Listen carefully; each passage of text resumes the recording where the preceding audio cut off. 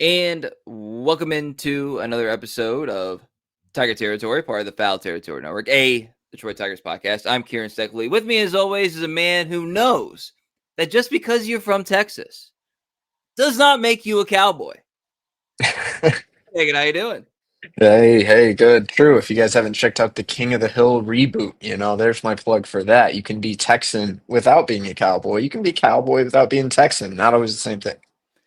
That was inspired by, and I like him. I like him. I've never met him, but I like him. But Greg Gagne being like, I saw Chris Paddock walking in with his boots and his hat. And I was like, that's a man from Texas. If he came in on a horse, I wouldn't be surprised. Yeah, well, And let's like, just dive into this. If you guys aren't down for a whole episode of this talk, then whatever. I mean, that was like when they would type up Tyler Alexander being a Texan. He's yes, from yes. Southlake, or Will Vest Yeah. even. Will Vest is a little country twinge, but he's from like a nice area of Houston. Like they're not all riding horses here. Come on. But we saw Paddock for the second time, and we've got a couple. We're starting to get into the rotations a little bit, but we'll start with Paddock because he started today, and I'll recount because I actually got a text from. If you guys remember, I asked one of my coworkers, the Twins fan, like, what's the scout on Chris Paddock, and he's like, he could either be really pretty solid to really good for 5 to 6, or he's going to give up 3 earned runs in the first inning. That's as about a good a Hey, source as I someone think we've hire had this on, guy. This guy needs to be working for a major league team. Oh my because that's gosh. exactly what we've experienced with Paddock so far. He did settle down today, but the 3 runs in the first put obviously the Tigers behind the 8 ball. But you're as we say here on the graphic here, Cody, your second Yeah. impressions of one Chris Paddock, not a cowboy, but does No, that make Chris sense? Paddock is a cowboy. I mean, he dresses like a cowboy. Okay, So I think Chris Paddock is a real cowboy. for the most part. As a pitcher, my second impressions weren't a ton different than my first, or really my impressions from several years of watching Chris Paddock pitch. I mean, this guy has a 4.4 career ERA for a reason. It's been a pretty big sample at this point. I think that's who he is. And to your point, or to your source's point, like sometimes it's going to work out. His first start, really good scoreboard results, but the Diamondbacks had an average exit velocity of 96 miles an hour. What that means is he gave up a lot of hard contact, and if you give up a lot of hard contact, more likely than not, you are not going to have success. The batting average is going to be higher, the slugging percentage is going to be higher, and more runs are going to score. Paddock came out first inning today. Guess what? A lot of hard contact. 104, 107, 107.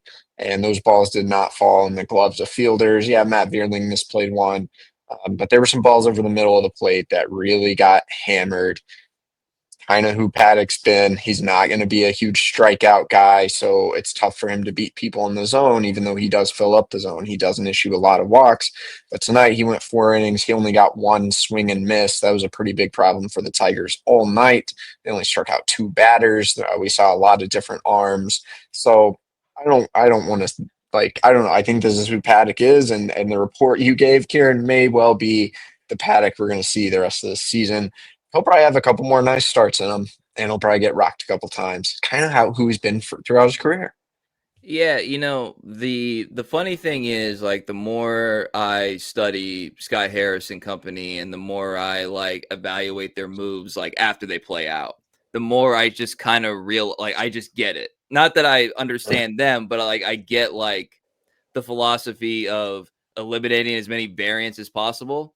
Like, even though technically Paddocks has had like two variable outcomes, it's all been in the zone. And it could have been worse too, by the way, today had Wenzel not made a stretching catch there in right field. There are a few things more variable than the ball in play, though. So But you got a guy who doesn't miss bat. he's pitching to his reputation, though. I guess Sure. is what Yeah. I'm And saying. it is a consistent, projectable results throughout Yeah, his career. Sure. which I think is I don't think it's a stretch to say that was one of the more valuable traits or assets or whatever that they ended up targeting in the trade Yeah. deadline and then ended up bringing in. There, there's some stability in Chris Paddock if you consider a mediocre ERA like stability. There is that.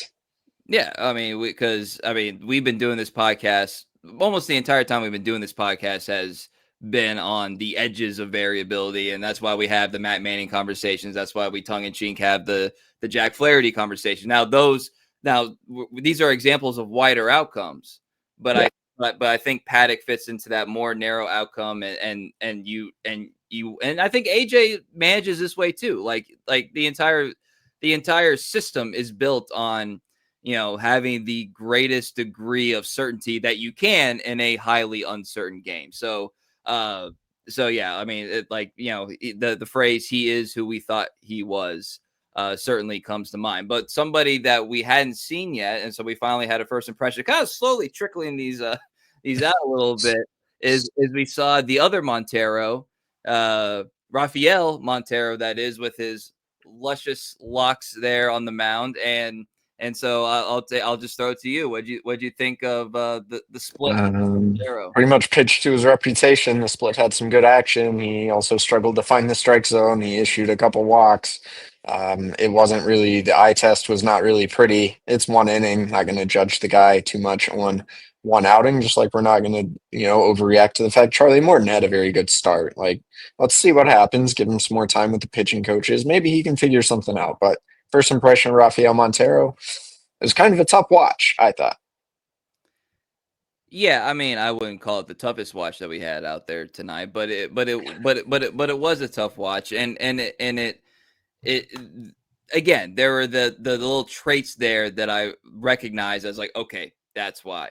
But you also put him in when you're down what 3 runs, Hmm. and like AJ uses guys in situations for a reason, specifically the pitchers, but hitters to a certain extent, but specifically the pitchers. And I think the fact that we just now saw Rafael kind of speaks to like where in the pecking order he is. And then the question that's just going to keep coming up until there's a resolution, Cody, is the Brandon Hannafy aspect of this, and then also the Luke Jackson aspect Yeah. of this. So I don't know. Like it's like that one I have a harder time getting a grasp on. I'll just say that. Yeah, I feel like I really try to not overreact to, even if I don't personally agree with every single move the team makes, to explain the team's thinking, right? Because they do these things for a reason. It's not like they're sitting in the office and they're just like, you know what?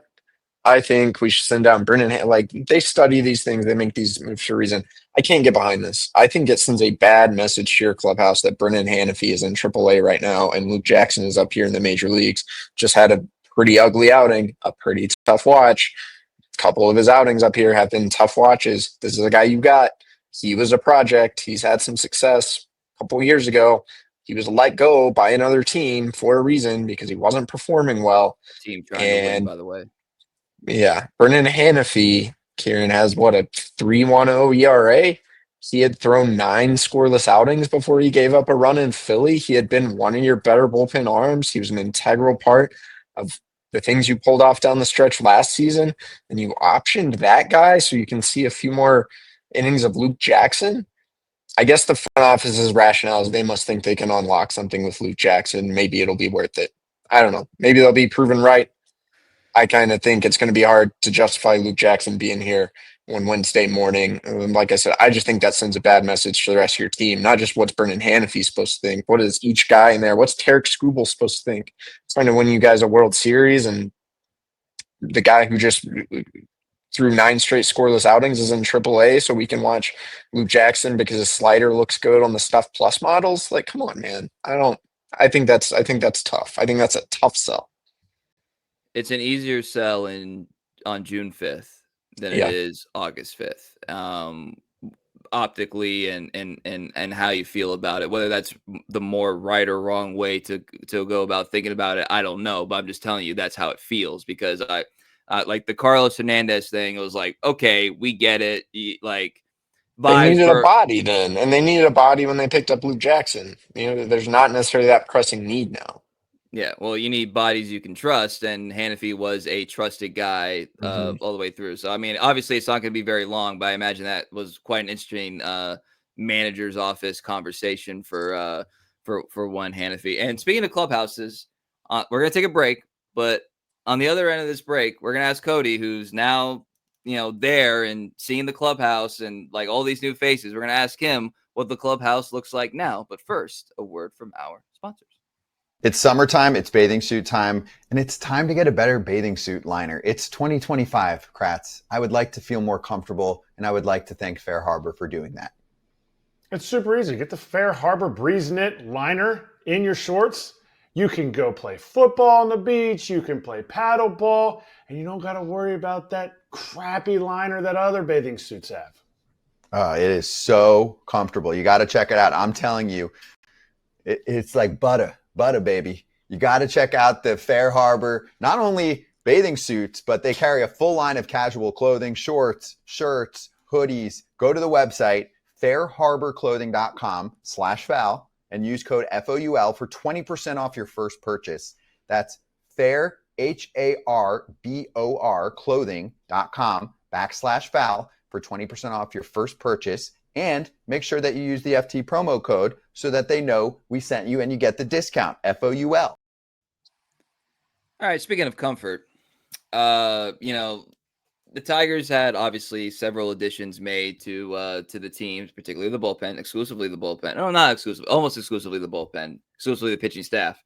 And that's a little bit of a turnover. That's something that we're not used to covering the Tigers. You're not used to covering a buyer at the deadline. And unfortunately, because of travel issues, you weren't able to be there in Philadelphia when this stuff was all new. Since then, we've seen, as we talked about, some of these guys come to play. What's it like? What's it like seeing all these new faces? And, keep in mind also another new thing is there's a lot more of these like brotherhood sort of like anecdotal things kind of going around there. I'm not disputing, I'm not endorsing, I'm just saying they are out there. So you're man on the street right now, Cody. What's the vibes in the clubhouse now after trade deadline and a series loss and then a split with the Twins who sold as hard as you could sell the deadline?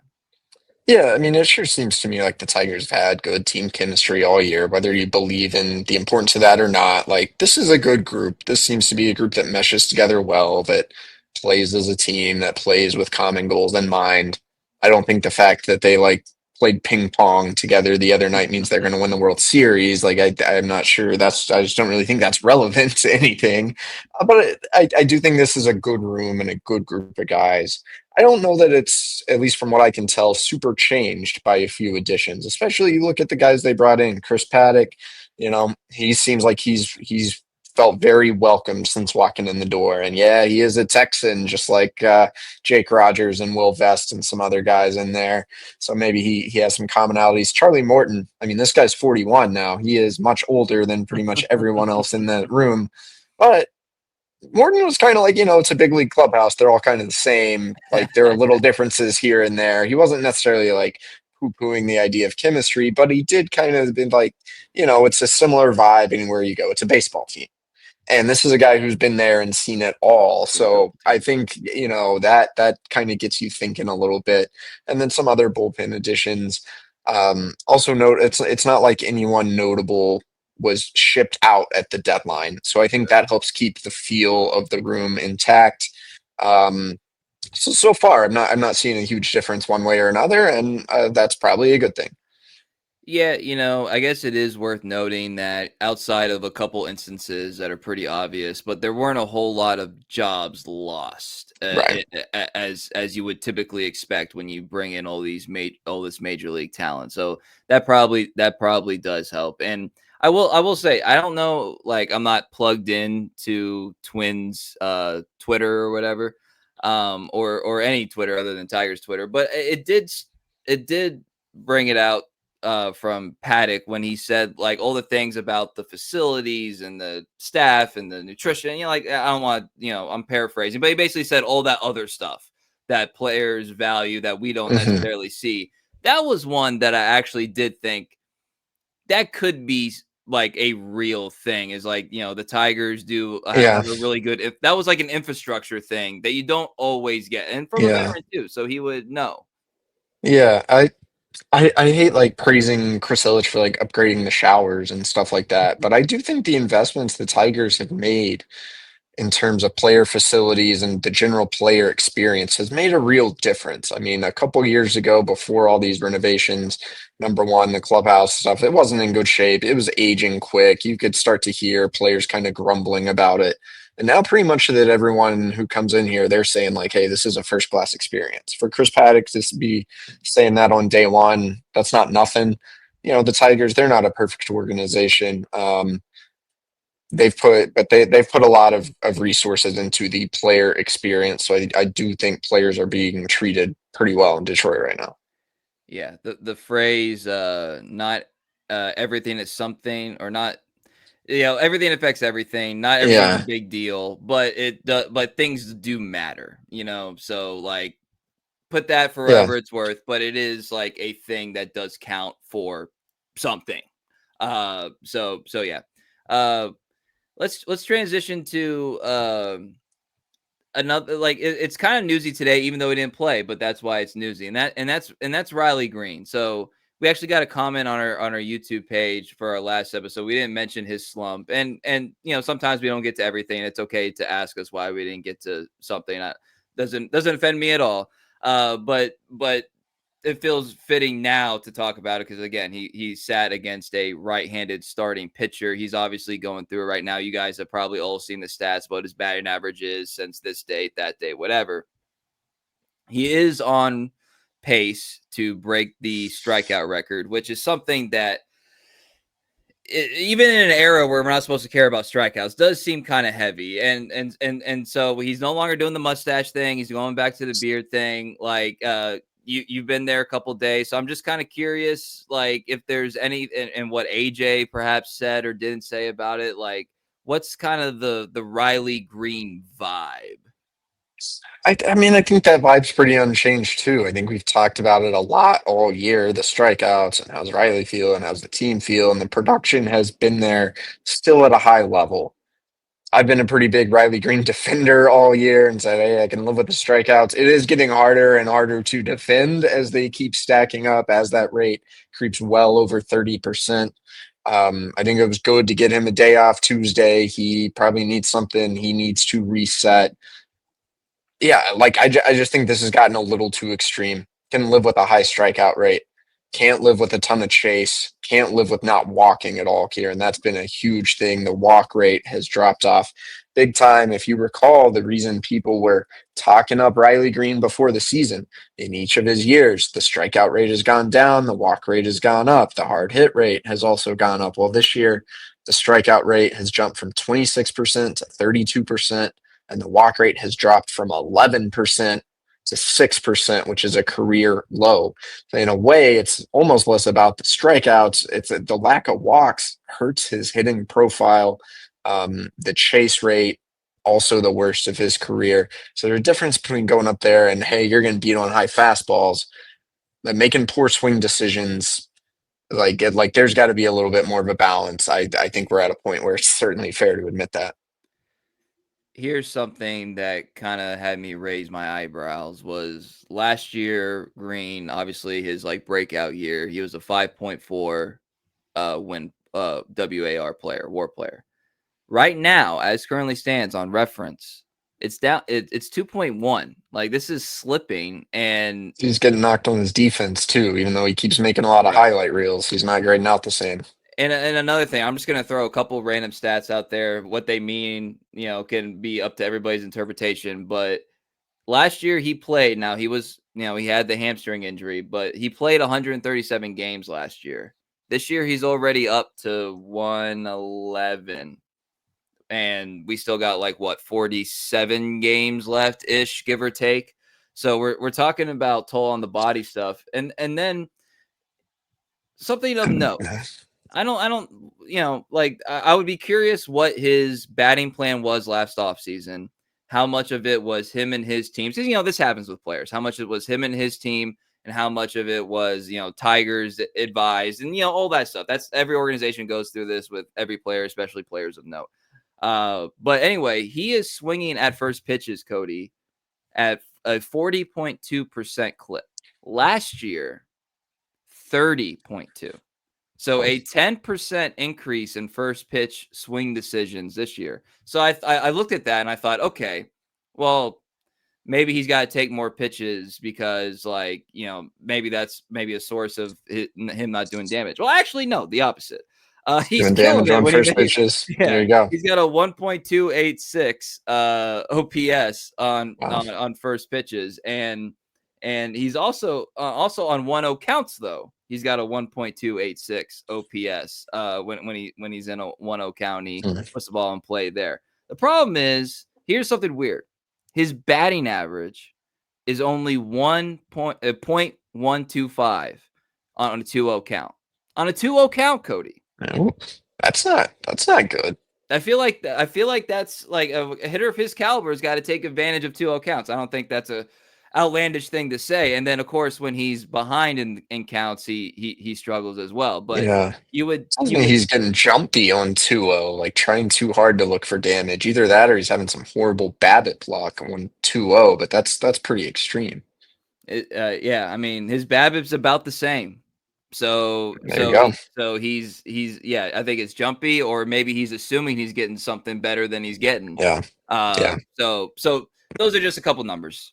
Like Yeah. I don't want to give The on base percentage all the way down to 315. That's going to be a big knock on your WAR. Again, if you can get that walk rate even up to league average 8%, you're probably looking 325, 330. That's going to help you out. That's going to look nice. All that requires chasing less. And that does bring up one other concern I have with this team, Kieran. This team's not dominating the strike zone. I read off their strikeout percentage before the trade deadline. I think I must have had my splits wrong on Fangraphs or something because it was wrong. They're all the way up. They're striking out the third highest clip in the major leagues, and their walk rate is 20th. So they're walking a little bit less than league average, bottom third, and they're striking out the third most of any team in baseball. Riley is a huge part of that, obviously, but there are other guys too. That's not going to bode well for you in the postseason. That's been a big part of their offensive decline post All-Star break, and that's something that's going to have to correct, I think, to really have confidence in this team heading into October. I think there's a good argument to be made that this team's success postseason, getting to the postseason and then seeding and then, success in the postseason will largely be determined by how real are in-season adjustments. Because I mean, all those numbers that we laid out there, Riley's going to have to make some sort of late in-season adjustments, and then how much of regression countering can occur. Those are really the two things. Those are really the two test cases that we are going to see play out in real time. That will determine what the Tigers do this season. Because to get here, obviously has had a lot of special, but to truly be special, those two things are going to have to either occur or be crescendoed, the possibility of regression. Yeah. So, or decrescendoed, I should say. So, which brings us to another outfielder, another guy who literally just had a collision with Riley Greene. We'll talk about Matt Vierling here in a second, but first, a word from our sponsors. Kratz, there are a lot of people out there that pay rent and they don't get anything for it. Might as well change that. You can get some rewards for flights, hotels, tons of stuff. With Built, you can earn flexible points that can be redeemed towards airlines, hotels, a future rent payment, your next Lyft ride, and much more. It doesn't stop there. Built is about making your entire neighborhood more rewarding. You can dine out at your favorite local restaurants and enjoy experiences just for Built members every month. They're turning a monthly expense into an opportunity to earn rewards and discover the best that your neighborhood has to offer. Your rent is finally working for you. Earn points on rent and around your neighborhood, wherever you call home, by going to joinbuilt.com/foul. That's joinbilt.com/FOUL. Make sure to use our URL so they know we sent you. joinbuilt.com/foul. Go for it. All right, so we got a little bit of a medical update regarding Parker Meadows, and that he's beginning, I'm quoting as close as I can here, Cody, beginning a return to run progression. Seems about as close to the phrasing there, and he's taking BP and all this stuff. But so when he's in center field, that obviously changes the dynamic potentially, even though we haven't seen it, of the team.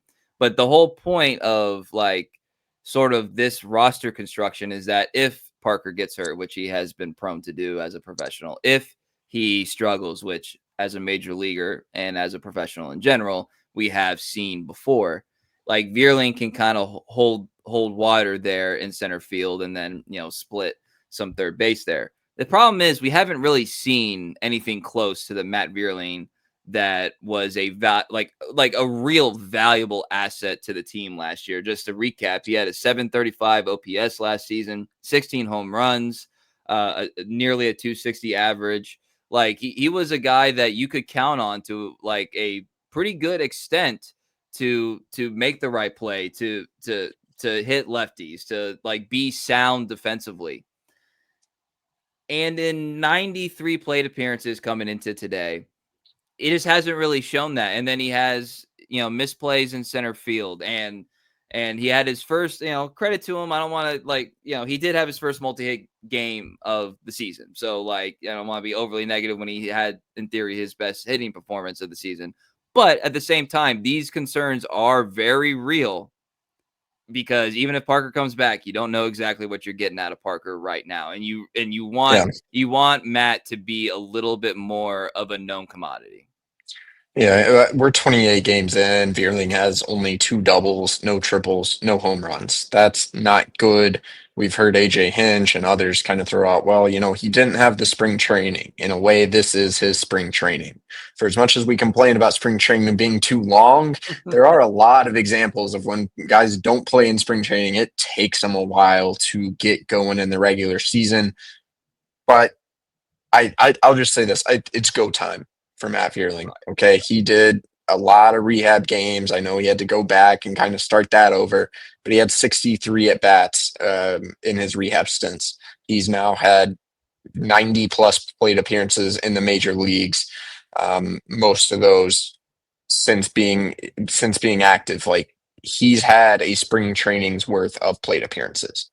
So let's go. We're past the point of that being an excuse, where now this goes another 20, 30 at bats. It's like, is this viable? Like, what do we do? It could get real awkward real quick. So it's go time. You've had that sample. You've had plenty of plate appearances. Maybe 2 hits is a good start.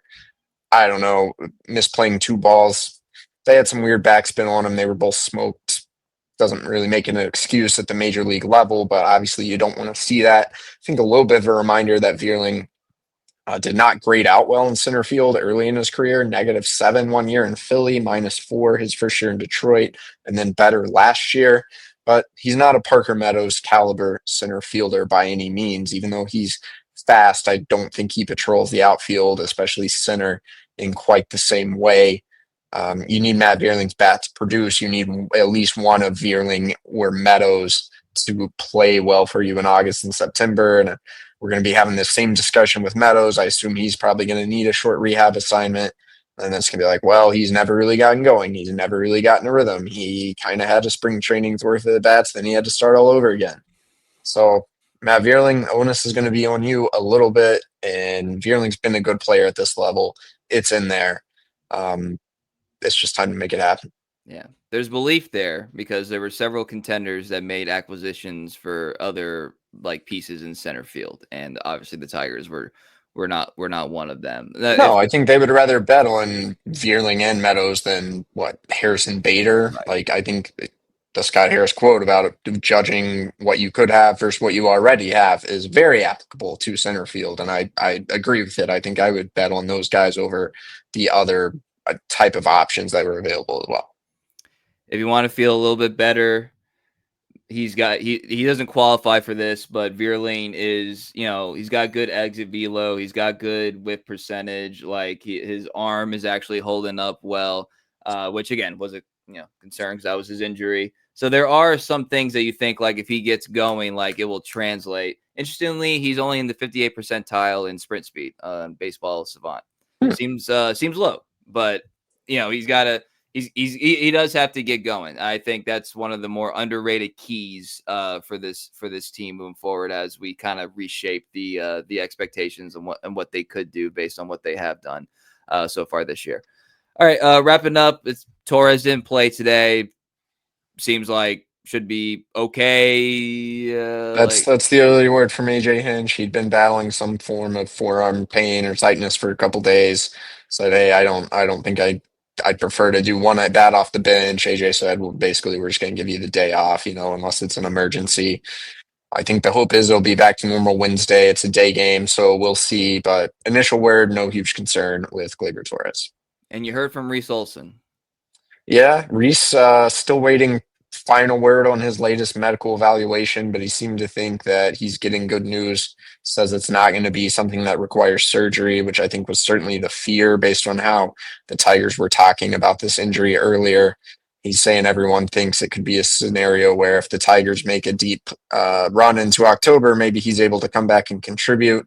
Now, I do think it's fair to look at that through kind of a skeptical lens. Like, all right, you're saying deep run, so does that mean you're not ready for the ALDS? Right. And then if they're in the ALCS and you haven't pitched in 2 months, you're really going to be comfortable activating him. If you are, that probably means your bullpen has not been performing well. And if your bullpen's not been performing well, are you going to be in the ALCS? So a little bit of a lot going on there. But if Reese is able to avoid surgery and at the very least have a normal offseason in spring training, I think that's kind of a win based on where we're at with that situation. Yeah, if he's even remotely available, regardless of whether they activate him, I would consider that a good thing moving forward long term for Reese. All right, you can follow. I got one point I want to bring up, Jim. Okay. I met Paul Sewald today. Okay. Paul Sewald, trade acquisition, probably their biggest name trade acquisition in a way that we've all forgotten about because he's not healthy until September 10th. If I were to play devil's advocate with myself, right, and be like, did Scott Harris have a better trade deadline than everyone's giving him credit for? I think it might start and end with Paul Sewald because it doesn't all right, this guy hasn't pitched, he's not healthy. Like, what's the point of getting him if you're not healthy? Well, you have a huge lead in this division. Fangraphs gives you a 96% chance to win the AL Central right now. Was it smarter to get a guy basically for nothing that you don't need in August? And maybe he's ready to come help you in September and October when it really matters. You're getting a guy who's been a closer at the major league level, who does strike guys out, who can be a very good pitcher when he's healthy, when he's at his best, instead of giving up prospects for Ryan Helsley or whoever else you want to throw in this mix. You got this guy for like nothing. And you can probably feel a little more comfortable doing that because you have such a big lead in your division. If this was almost an October-only move, maybe that's smart. Now, I'd still be a little worried, going back to my regular self, like, he just hasn't been healthy. And when guys miss a long time, I just struggle to think they're going to come back from day one or week 2 and be the best version of themselves. It just doesn't happen very often. So that's a concern with Sewald, but I don't know. Maybe that's a smarter move than we've given it credit for. I mean, I always kind of bank that into like the thought process, and I always believed that was the intention. But at the same time, it's not a long time to get going, because the Jose Urquidy thing is it plays into that as well. So that